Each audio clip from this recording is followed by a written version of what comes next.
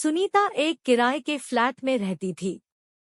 उसके फ्लैट में कुल 2 कमरे थे और किचन, बाथरूम और वॉशरूम तीनों अलग अलग थे। सुनीता चूंकि अकेली रहती थी तो उसने एक कमरा प्राइवेट जॉब करने वाले लड़के को दे दिया। वह देखने में काफी हैंडसम लग रहा था। सुनीता उसे अपना दोस्त बनाकर उससे ढेरों बातें करना चाहती थी, लेकिन उसकी कभी हिम्मत नहीं होती थी। फिर एक दिन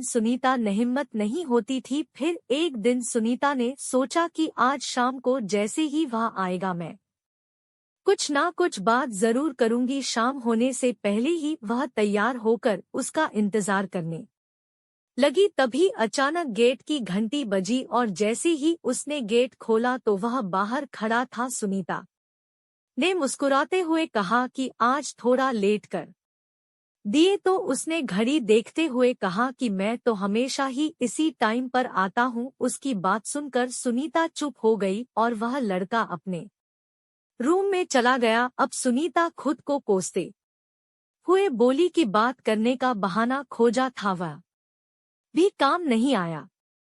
तभी उसने रूम से बाहर आकर पूछा, सुनीता जी आज टंकी में पानी भरा है या नहीं, क्योंकि कल पानी खत्म हो गया था, मैं साबुन लगाकर बाथरूम में फंस गया था। तब सुनीता ने जवाब दिया, हाँ आज मैंने पानी भर लिया है, अगर भी पानी खत्म हो जाए तो मुझे आवाज दे देना, मैं आपको बाल्टी से पानी दे दूंगी। सुनीता की बात सुनने के बाद वह मुस्कुराता हुआ अपने रूम में चला गया। अब सुनीता ने ठान लिया था कि वह उसको अपने वश में करके रहेगी। उस दिन से वह लड़का जब भी अपने रूम में होता तो सुनीता उसके आसपास ही मंडराती रहती थी। कभी कुछ पूछने के लिए उसके रूम में चली जाती तो कभी कोई डिश बनाकर उसे देने चली जाती थी। एक दिन सुनीता ने उसके ऑफिस से आने से पहले टंकी में जानबूझकर पानी थोड़ा छोड़ा था, ताकि जब वह नहाए तो पानी खत्म हो जाए। सुनीता उसे पटाने की पूरी कोशिश कर रही थी। एक दिन सुनीता ने पूरा प्लान बनाकर रखा और शाम होने का इंतजार करने लगी। उसके आने के बाद सुनीता बाथरूम में नहाने के लिए चली गई और तौलिया जानबूझकर बाहर ही छोड़ दिया और शावर खोलकर नहाने लगी। साबुन लगाने के बाद सुनीता ने आवाज लगाई, मोहित जरा तौलिया दे देना, मैं